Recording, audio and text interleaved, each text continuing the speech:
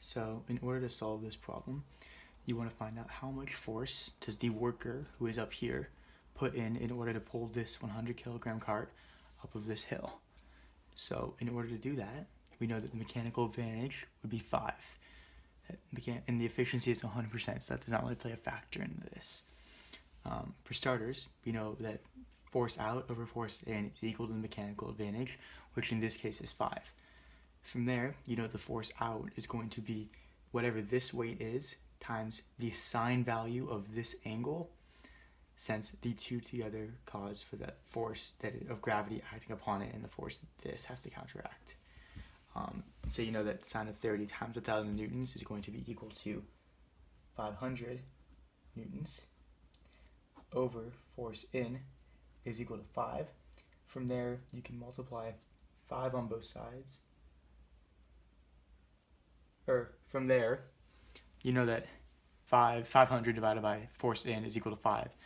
And so just from that, you know that force in has to be equal to 100 newtons. Because when you plug 100 that, 500 divided by 100 is equal to 5.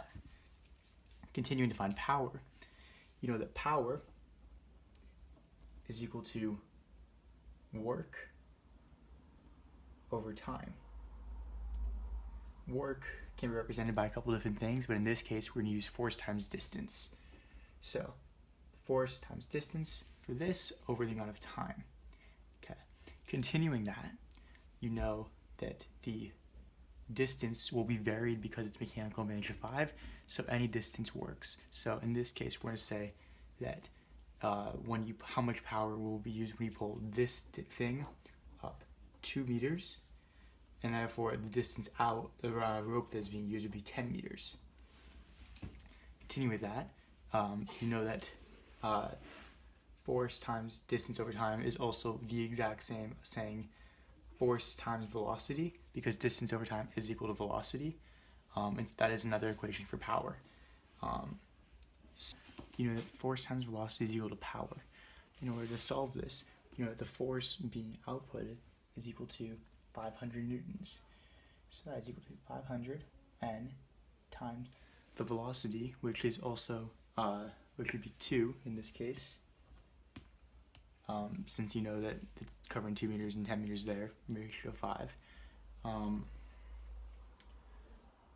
would be equal to the amount of power that you need to produce in order to have this thing work. So 2 times 500 is 1,000 is equal to the power.